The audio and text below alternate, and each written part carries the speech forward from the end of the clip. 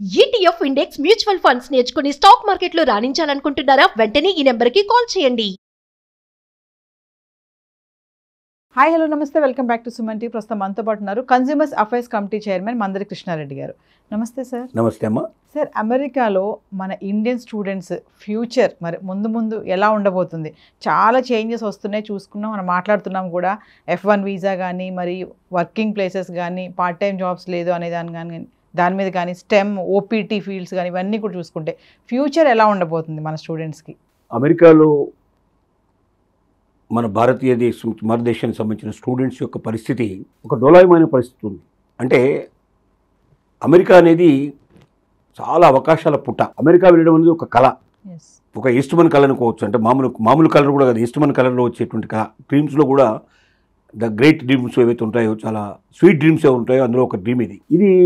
గతంలో చాలామంది వెళ్ళి చాలా విజయాలు సాధించారు.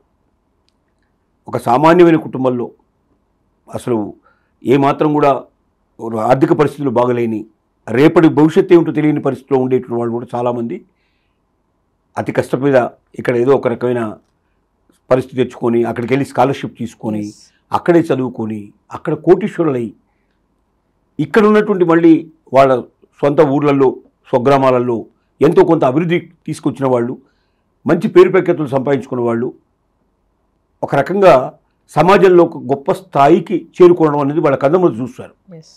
అట్టేటప్పుడు నేను కూడా అలా కావాలనేటువంటి కోరిక పెరిగింది.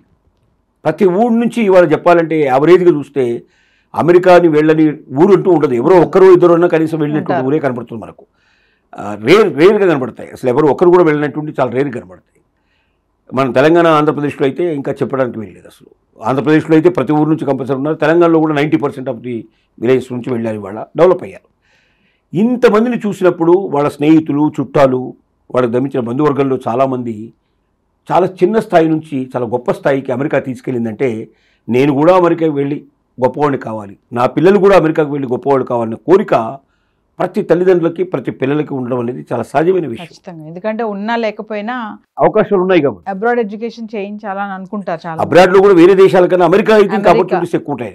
వాస్తవంగా అమెరికాలో ఆపర్చునిటీస్ చాలా ఎక్కువ. ఒకటి స్ట్రాంగ్ ఎడ్యుకేషన్ చెప్పాలంటే ప్రపంచం లోపల అమెరికన్ ఎడ్యుకేషన్ అంత స్టాండర్డ్లో ఉండేటువంటి ఎడ్యుకేషన్ ఒకటి UK లాంటి కొన్ని దేశాలు ఉన్నప్పటికీ 1-2 యూనివర్సిటీలపై ఎక్కువ ఉండవు. కానీ అమెరికాలో ఎక్కువ యూనివర్సిటీస్ ఉన్నాయి. కాబట్టి ఎక్కువ యూనివర్సిటీస్ ఉండడం వల్ల ఆపర్చునిటీస్ ఎక్కువ వచ్చే అవకాశాలు ఉన్నాయి. లిమిటెడ్ స్టూడెంట్స్ కాకుండా అన్లిమిటెడ్ స్టూడెంట్స్ తీసుకోవడానికి అమెరికాలో అవకాశం ఉండటం వల్ల అక్కడ ఎడ్యుకేషన్కు చాలా ముఖ్యంగా ప్రాముఖ్యత ఇచ్చడం జరిగింది. రెండోది అక్కడ కల్చర్, అక్కడ సివిలైజేషన్, ముఖ్యంగా హానెస్టీ. ఎంత హానెస్టీ అంటే ఒక్క ఉదాహరణతో మీకు చెప్పగలిగేది ఏంటంటే, మనం ఇండియాలో ఉండేటువంటి పిల్లలు సహజంగా తల్లిదండ్రుల ఆస్తుల మీద ఆధారపడతాం. తల్లిదండ్రులు తాత ముత్తాతలు సంపాదించిన ఆస్తులు మనం ఎప్పుడు తీసుకుందాం అనేటువంటి ఎదురు చూసేటువంటి పరిస్థితిలో ఇండియన్స్ ఉంటారు. 99% of the Indians they are waiting for the opportunities. ఎప్పుడు ఇస్తారా పేరెంట్స్, మనకి ఎప్పుడు ఇచ్చేస్తారా ఆస్తులు, ఎప్పుడు తీసుకుందాం అనేటువంటి అరిలో ఉంటారు. కానీ అమెరికాలో పేరెంట్స్ సంపాదించిన ఆస్తులు ఎట్టి పరిస్థితుల్లో ముట్టుకోకూడదు అనేది వాళ్ళ పాలసీ. 14 ఏళ్ళు కాగానే బయటకు పంపించేస్తారు. సహజంగా వాళ్ళ ఇష్టం, వాళ్ళే చదువుకుంటారు, వాళ్ళే ఎక్కడో దగ్గర పని చేసుకుంటారు, వాళ్ళు కష్టపడతారు, వాళ్ళ జీవితాన్ని వాళ్ళు నిర్మించుకుంటారు. వాళ్ళు సంపాదించుకుందే వాళ్ళ ఆస్తి అనుకుంటారు తప్ప, నా తల్లిదండ్రులు, నా తాత ముత్తాతలు సంపాదించేది నా ఆస్తి, నాకు రావాలని కోరిక వాళ్ళకు ఉండదు. నేను ప్రత్యక్షంగా చూశాను అలాంటిది ఒక సంఘటన. నా స్నేహితుడు ఒక ఆయన 600 కోట్లు సంపాదించాడు. డైమండ్ ఆయన బంగారం వ్యాపారం పెద్ద ఎత్తున చేసి అక్కడ 600 కోట్లు సంపాదించి ఇండియాకు వద్దాం అనుకుని 5 పిల్లలు ఉంటే 5 పిల్లలు పిలిచాడు. నేను ఆ రోజున నేను న్యూయార్క్లో ఉన్నాను కాబట్టి నన్ను కూడా ఆయన ఆ సమావేశానికి రమ్మని ఆహ్వానించాడు. వెళ్ళాను. 5 పిల్లల్ని కూర్చోబెట్టి, నేను ఇండియాకు వెళ్ళిపోతున్నాను, మీకు 600 కోట్లలో 100 కోట్లు నేను ఉంచుకుని 500 కోట్లు మీకు ఇచ్చేస్తాను, తలా 100 కోట్లు మీరు తీసుకోండి అని చెప్పి ఆయన రిక్వెస్ట్ చేశాడు.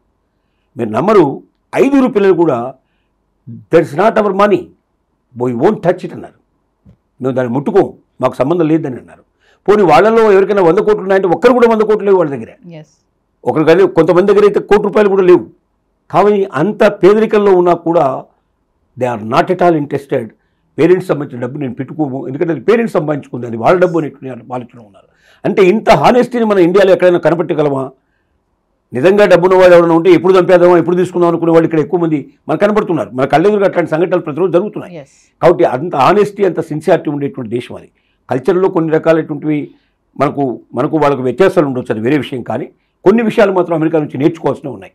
కాబట్టి ఇక్కడ నుంచి వెళ్ళేటువంటి స్టూడెంట్స్ అక్కడికి వెళ్ళి చదువుకోవడంలో ఆశపట్టడం తప్పు లేదు. మంచి యూనివర్సిటీలో వాళ్ళకి నిజంగా సీట్ వచ్చి సరైనటువంటి వీసా వాళ్ళకు ఉండి పర్ఫెక్ట్గా అక్కడికి వెళ్ళి చదువు పూర్తి చేసుకుని రావడానికి అవకాశాలు ఉన్నాయి. ఇంతకు ముందులాగా చదువుకుంటప్పుడే నేను వేరే ఉద్యోగాలు చేసుకుంటాను, పార్ట్ టైం జాబ్ చేసుకుంటాను, దాని మీద వచ్చే ఆదాయంతో నేను కంటిన్యూ చేస్తానంటే సాధ్యమయ్యే పని కాదు.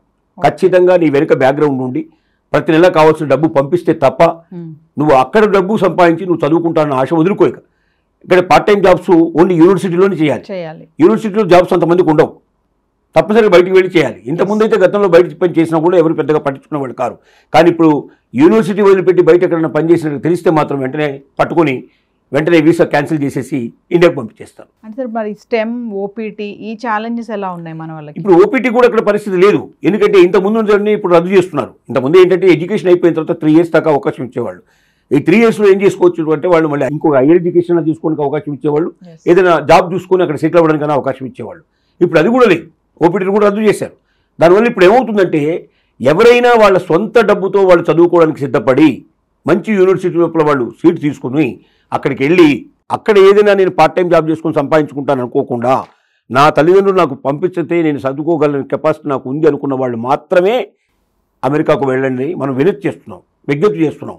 అక్కడికి వెళ్ళి ఏదో మనం వాళ్ళకి తెలియకుండా ఏదో చేయొచ్చు అనుకుంటే అక్కడ కళ్ళు కప్పడం చాలా కష్టం. ఎందుకంటే ప్రతి క్షణం అండర్ సర్వైలెన్స్, సీసీ కెమెరాల నీడలో బతకాల్సిన పరిస్థితి ఉంటుంది. క్షణాల్లో పట్టుకుంటారు, ఎవడెక్కడున్నా ఏం చేస్తున్నా పట్టుకోగలిగే కెపాసిటీ అక్కడ ఉంది.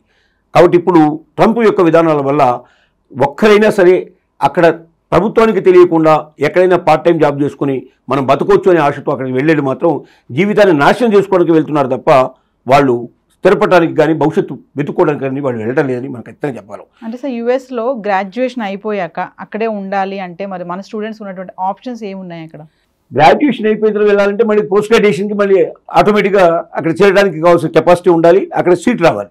రెండోది, లేదా ఉద్యోగానికి ఏదైనా మంచి కంపెనీలు వాళ్ళకి ఆఫర్ లెటర్ ఇవ్వాలి, ఇచ్చి మళ్ళీ వేరే వీసాను మార్చాలి. L1 వీసాని మనకు వీసా విధానం మార్చితే స్థిరంగా ఉండడానికి అవకాశం ఉంది. కానీ చాలా కష్టం, ఎందుకంటే ఉన్న వాళ్ళకే జాబులు లేవు. 10-12 సంవత్సరాల నుంచి అక్కడ బతుకుతున్న వాళ్ళు, మంచి బ్రహ్మాండమైనటువంటి ఎడ్యుకేషన్ కంప్లీట్ చేసిన వాళ్ళు, ఎక్స్పీరియన్స్ అండ్ ఎక్స్పర్టైజ్ పర్సన్సే మనం ఇంతకుముందే గతంలో 2-3 సంఘటనలు మనం చెప్పుకున్నాం. 12 ఏళ్ళ అనుభవం ఉన్నటువంటి వాళ్ళని అవతల పడేశారు వాళ్ళు. అలాంటప్పుడు నీకు ఇంకా ఇక్కడ అనుభవం లేదు, నువ్వు ఒక స్టూడెంట్వి, ఒక గ్రాడ్యుయేషన్ పూర్తి చేశావు నువ్వు అంటే నీకు ఇంకా ఎక్స్పీరియన్స్ వస్తే, ఎక్స్పర్టైజేషన్ వస్తే అప్పుడు ఏదైనా కంపెనీ నిన్ను తీసుకునే అవకాశం ఉంటుంది. అక్కడ ఎక్స్పీరియన్స్, ఎక్స్పర్టైజేషన్ కోసం నిన్ను ప్రయోగంగా తీసుకోవడానికి ఏ కంపెనీ సిద్ధంగా లేదు. కాబట్టి ఒక మంచి కంపెనీని నీకు ఒకవేళ మంచి వీసాని ప్రొవైడ్ చేసి నీకు స్థిరత్వం కల్పిస్తే నువ్వు అక్కడ ఉండడంలో అభ్యంతరం లేదు. లేదా నీకు హైయర్ ఎడ్యుకేషన్ చదువుకునే కెపాసిటీ ఉంటే గ్రాడ్యుయేషన్ అయిన తర్వాత పోస్ట్ గ్రాడ్యుయేషన్ అక్కడే పూర్తి చేసుకొని రావాలి. ఈ 2 అవకాశాలు తప్ప మూడో అవకాశం అక్కడ లేదు. అంటే టాలెంట్ ఉండాలి, ఆర్థికంగా బలంగా ఉండాలి, అలాంటి వాళ్ళే అబ్రాడ్ ఎడ్యుకేషన్కి వెళ్ళడానికి ఛాన్సెస్ ఉన్నాయంట. అంతకన్నా మార్గం లేదు. గతంలో లాగా ప్రతి ఒక్క వ్యక్తికి అక్కడ అవకాశం లేదు. ఎవరైనా వెళ్ళి శరబాలాగా మాడిపోవడం తప్ప ఇంకో మార్గం లేదు. కాబట్టి దీనికన్నా ఆల్టర్నేటివ్ అదర్ కంట్రీస్లో చాలా ఆపర్చునిటీస్ చేస్తున్నాయి, ఎడ్యుకేషన్ ఛాన్సెస్ ఇస్తున్నాయి, అక్కడ ఉద్యోగాలకు అవకాశాలు కల్పిస్తున్నాయి. ఇంతటి వీసా నిబంధనలు అక్కడ లేవు. అక్కడ అవసరమైతే ఓపీటీ లోపల కొంతకాలం ఉండడానికి అక్కడ పాసిబిలిటీస్ ఉన్నాయి. వాళ్ళకి ఇంకా కొంత మంచి అవకాశాలు అక్కడ ఉన్నాయి. కాబట్టి ట్రంప్ ఉన్నంతకాలం అమెరికా గురించి ఆలోచించకుండా ట్రంప్ వెళ్ళిన తర్వాత విధానాలు మారితేనే, ఒక ట్రంప్ తర్వాత వచ్చేవాడు ఇంతకన్నా ఘోరంగా విధానాలు తీసుకొస్తే మనం ఏం చేయడానికి వీలుపడదు. కాబట్టి వీటిని దృష్టిలో పెట్టుకుని వెళ్ళడం అనేది మంచిదనేది మనం సలహా ఇస్తున్నాం. Thank you sir.